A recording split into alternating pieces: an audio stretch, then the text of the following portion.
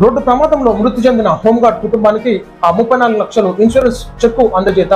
So ఏదైతే హఠాత్తుగా మరి రోడ్డు ప్రమాదంలో మృతి చెందినటువంటి తన భర్త వల్ల ఏదైతే అకస్మాత్తుగా చనిపోవడంతో మరి ఆ ఇన్సూరెన్స్ డబ్బులు తనకి అందజేయడం జరిగింది. ఏదైతే అన్ఎక్స్పెక్టెడ్ డెత్ కాబట్టి ఈనాడు ఆ ఇన్సూరెన్స్ వల్ల బెనిఫిట్స్ వల్ల ఎన్నో కుటుంబాలు బాగుపడ్డాయి. సో చనిపోయినటువంటి వ్యక్తి హఠాత్తుగా చనిపోవచ్చు, కానీ తర్వాత కుటుంబానికి ఏ విధమైనటువంటి ఇబ్బంది ఎదురు కాకుండా ఈనాడు ఆ ఇన్సూరెన్స్ తోని ఆ పిల్లల చదువులకు అయితేనేమి, సో ఫ్యూచర్ లో బెనిఫిట్ఫుల్ గా ఉండడానికి ఇన్సూరెన్స్ తప్పకుండా చేయించుకోవాలి.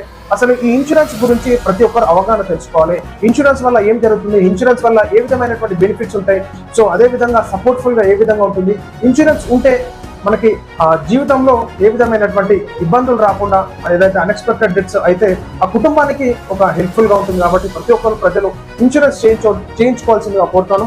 ఒకసారి మనం ఆ వార్త చూద్దాం. ఇటీవల రోడ్డు ప్రమాదంలో మరణించిన హోంగార్డు మచ్చేందర్ కుటుంబానికి 34 లక్షల రూపాయలు ఇన్సూరెన్స్ చెక్కును సంగారెడ్డి జిల్లా ఎస్పీ పారితోష్ పంకజ్ చేతుల మీదుగా జిల్లా ఎస్పీ కార్యాలయంలో మృతుడి భార్య భాగ్యలక్ష్మికి సోమవారం సంగారెడ్డి జిల్లా ఎస్పీ చేతుల మీదుగా యాక్సిస్ బ్యాంక్ మేనేజర్ రాజేందర్ మరియు యాక్సిస్ బ్యాంక్ సిబ్బంది ఆధ్వర్యంలో చెక్కును అందజేశారు. ఈ సందర్భంగా యాక్సిస్ బ్యాంక్ మేనేజర్ రాజేందర్ మాట్లాడుతూ తమ బ్యాంకులో ఉన్న ప్రతి ఖాతాకి ఎలాంటి సమయంలోనైనా మరణించిన 5 లక్షల రూపాయల వరకు ఇన్సూరెన్స్ ఉంటుందని తెలిపారు. మృతుడు హోంగార్డ్ మచ్చేందర్ మరణించడం దురదృష్టకరమని, బాధాకరమైన విషయాన్ని ఈ సందర్భంగా ఆయన తెలిపారు.